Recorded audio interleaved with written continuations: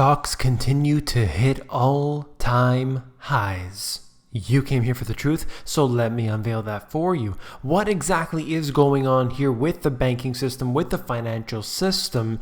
Let's look at it right away, beginning with this article out of the Financial Times. European banks could be forced to slash costs, make riskier loans, or charge fees for current accounts to offset the mounting pressure from, and this is it, negative interest rates. That's according to a new report from the S&P. So what we're looking at here is negative interest rates being imposed by the central banks.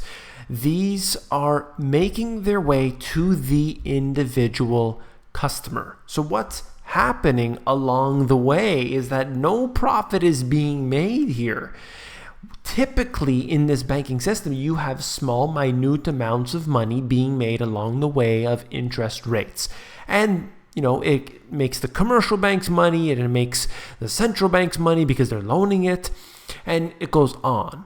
But in this case, we have something that has never been done before, and as a result, the bankers are scrambling because they're looking for ways to make profit. So they're going to have to take riskier loans. That's what I'd like for you to take away from this, is that we should see more risk. Where there is risk, there's fragility, and we will see failure. S&P said that the interest rates below zero were starting to weigh heavily on the bank's profits, especially for lenders with a large amount of customer deposits.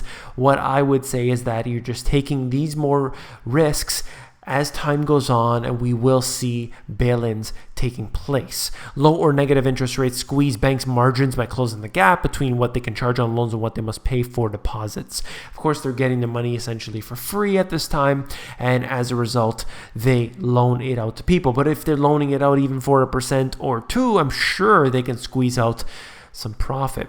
Negative interest rates may or can lead to other steps as banks try to cope with reduced margins. We remain concerned about a potential mispricing of risk, and it goes on.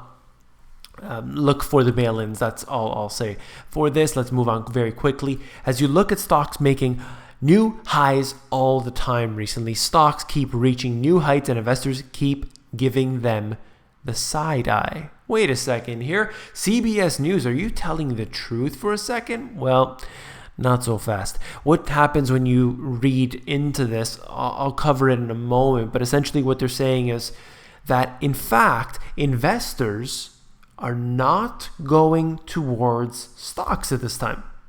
That's what the CBS News article actually says, that individuals are not, or investors, I should say, are not moving their money into stocks, but yet the stock market is going up. So you read into the article, I won't waste your time except for the last line.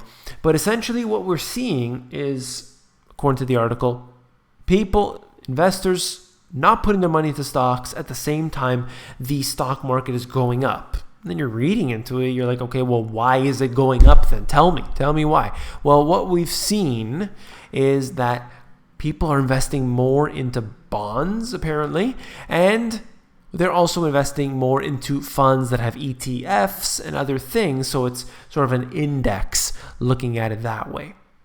Not a single thing, I read the whole article, not a single thing was mentioned about QE. Not even a mention. In fact, I don't even remember reading the Federal Reserve at all mentioned in this, even though they are the only reason why the stock market moves. But they weren't even mentioned. So that's right. Bonds. People are putting the money into bonds right now. That's literally the crap that they're feeding you. They think you're so stupid that you're going to believe this. Really. Many strategists along Wall Street are forecasting continued modest gains for stocks, largely because they see an imminent recession as unlikely. That's right. There's going to be no recession. Why in the world would there be a recession when many strategists on Wall Street are saying we have perpetual gains? There's no reason to panic, no reason to worry. We are already, since March of 2009, on a bull market that possibly, let's say it hits 10 years of a bull market, one of the longest in history for the US already. And no problem. Even though in this article they say, look, profits for these companies are in fact not doing well and they're not in correlation with their price. But you need to believe this article. You need to believe all these so-called market strategists, because they promise to tell you the truth. Believe whatever you want. That's up to you. Tech jobs in the Bay Area surpassed the .com era's peak. That's right, surpassing the amount. Now, sure, there may be good reasons for this, but look along the way, not just at the total amount of jobs, but we're looking at a tech bubble 2.0. That's a very accurate name for it. That's the way I see it, tech bubble 2.0. And despite worries about a potential slowdown, experts are saying that a tech bubble 2.0 doesn't appear on the horizon. You'd need to know how to pick out a bubble when you see it. And when they're saying there is no bubble, that is when there's a bubble. It's always the exact opposite. Does it mean it's going to pop tomorrow? Absolutely not. But in fact, there is. You can read the article if you're interested. All I wanted to tell you is that when you see this, I want to just basically show you where the lies are in the media so that you can take the information and really be able to see it every time. As soon as you read that article, boom, you know how to determine every word, the way they word it. Let me just give you a quick example now that I mentioned this.